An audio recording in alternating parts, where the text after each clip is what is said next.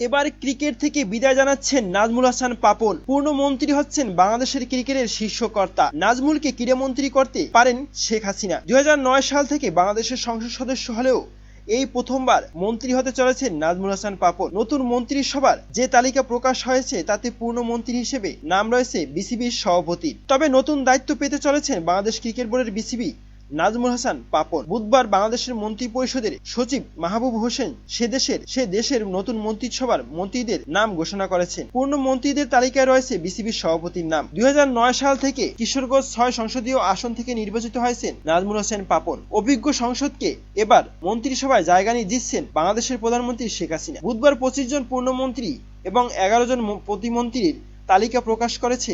তাতে নাম রয়েছে দেশের শীর্ষ ক্রিকেট কর্তার। নতুন মন্ত্রীদের নাম ঘোষণা করা হলেও কে কোন দপ্তরে যাবেন তা সরকারিভাবে জানানো হয়নি। বৃহস্পতিবার শপথ গ্রহণের পর জানা যাবে কে কোন মন্ত্রকে দায়িত্ব পাচ্ছেন। বাংলাদেশের সংবাদ মাধ্যম সূত্রে খবর, অভিজ্ঞ ক্রিকেটের প্রশাসককে ক্রীড়ামন্ত্রীর দায়িত্ব দিতে পারেন শেখ হাসিনা। বৃহস্পতিবার সন্ধ্যায় ঢাকার বঙ্গভবনে হাসিনা দ্বিতীয় নতুন মন্ত্রিসভায় শপথ গ্রহণ অনুষ্ঠিত হয়। প্রধানমন্ত্রী সহ মন্ত্রিসভার সদস্য হচ্ছেন 37 জন। আগের মন্ত্রিসভায় ব্যাপক রদবদল করা হয়েছে।